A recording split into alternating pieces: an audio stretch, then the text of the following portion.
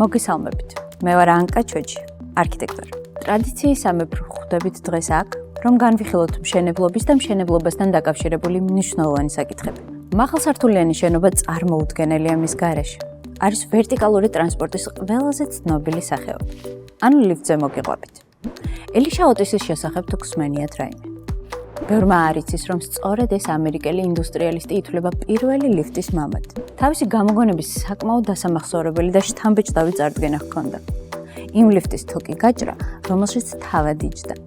უბრალოდ დამსწრეების სახეები წარმოიდგინეთ.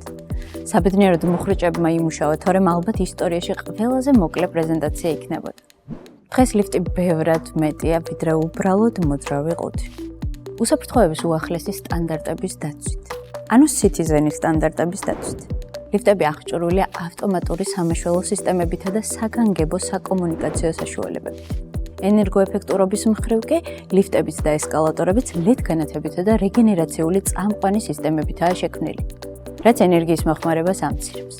თანამედროვე ლიფტები აღჭურვილია ხმადამხშობი აქსესუარებით.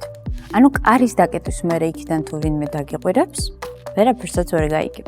რაც შეეხება მდგრადობას ლიფტისთვის მასალების არჩევიდან დაწყებული ენერგიის მოხმარებამდე, ყველაფერი გათვლილია გარემოზე ზემოქმედების შესამცირებლად.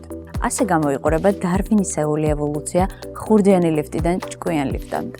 სხვათა შორის, მსოფლიოში ყველაზე სწრაფი ლიფტი შანხაიშია და 118 სართულს 55 წამში ადის. იმდენად სწრაფია, რომ სპეციალური წნევის მარეგულირებელი სისტემა სჭირდება. გზავრებს ყურები რომ არ დაუგუბდეთ. უსაფრთხოების თვალსაზრისით ლიფტი სტატისტიკურად ყველაზე უსაფრთხო სატრანსპორტო საშუალებაა. სინამდვილეში, კიბეზე სიარული 20 ჯერ უფრო სახიფათოა.